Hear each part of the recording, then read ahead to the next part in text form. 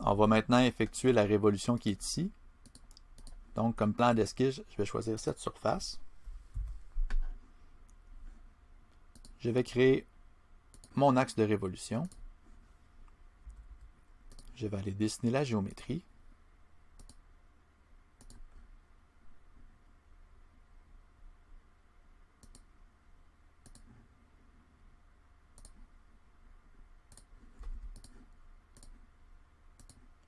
Rentrer les dimensions.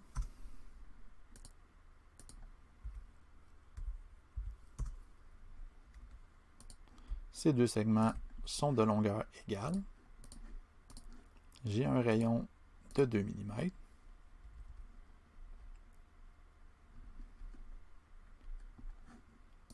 Et j'ai un rayon extérieur qui est équivalent à 22 mm.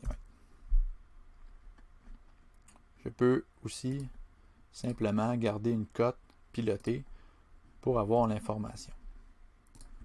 Je sors de mon esquisse, j'utilise la fonction révolution.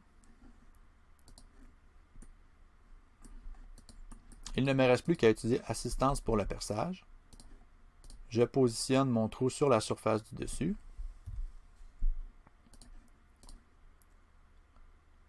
J'utilise une cotation en X de 38. Une cotation en Z de 16.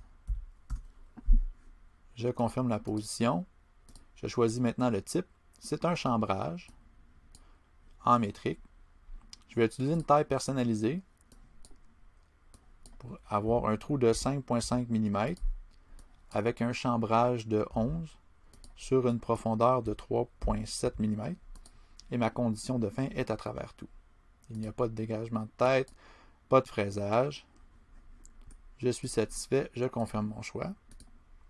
Il ne me reste plus qu'à faire le trou taraudé sur la surface suivante.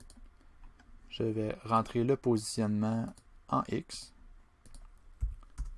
le positionnement en Y de 35.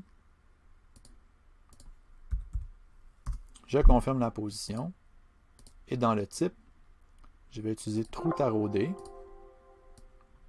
métrique, trou taraudé. Cette fois, ce ne sera pas une taille personnalisée. C'est un standard M10 x 1.25.